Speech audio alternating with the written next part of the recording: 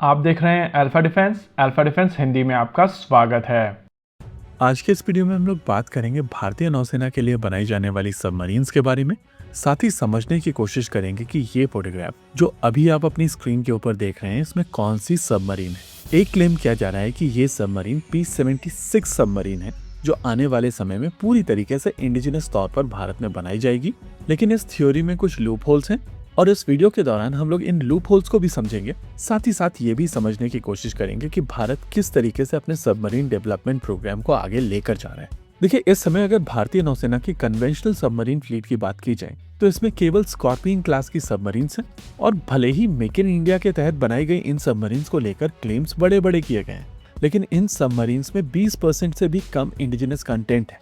ये चीज हम सभी जानते हैं कि फ्रांस की तरफ से अपनी टेक्नोलॉजी को बहुत ज्यादा शील्ड किया जाता है और नेचुरल था कि वो अपनी पूरी टेक्नोलॉजी आपको काफी आसानी से नहीं दे देंगे।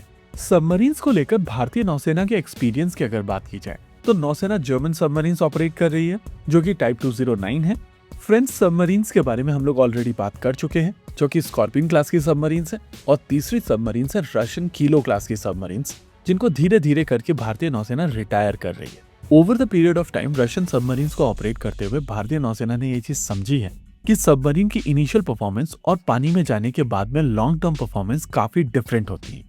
यही कारण है कि आपने कंटिन्यूअसली सुना होगा कि भारतीय नौसेना प्रूवन प्लेटफॉर्म्स अपने पेड़े में शामिल करने की कोशिश कर रही है। कहीं न कहीं यही कारण है कि भारतीय नौसेना की तरफ से प्रोजेक्ट 75I में जर्मन सबमरीन्स को सिलेक्ट किया गया है और टाइप 214 को लेकर चीजें मोर और लेस क्लियर हैं कि आने वाले कुछ समय के अंदर इन सबमरीन्स को भारतीय नौसेना अपने बेड़े में शामिल करेगी। इन सबमरीन्स की टेक्नोलॉजी थिसनक्रप मरीन की होगी, लेकिन इनको भारत में MDL द्वारा असेंबल किया जाएगा।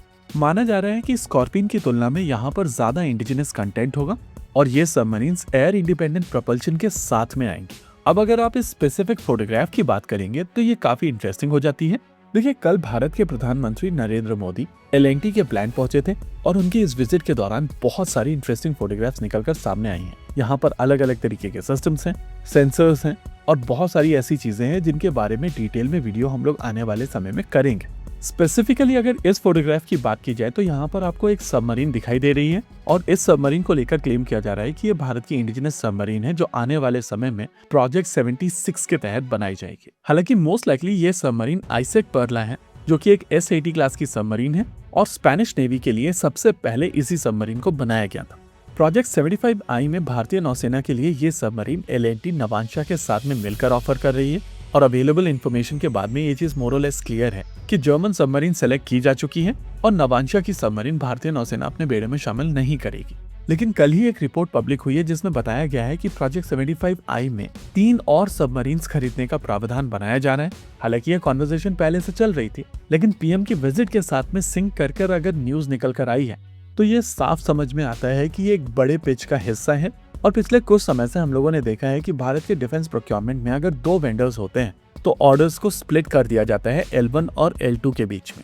ऐसे में अगर प्रोजेक्ट 75I की 6 सबमरीन्स के साथ में 3 सबमरीन्स और ऐड कर दी जाती हैं तो टोटल नंबर 9 का हो जाएगा और उस 9 के नंबर के साथ में ये स्प्लिट पॉसिबल है।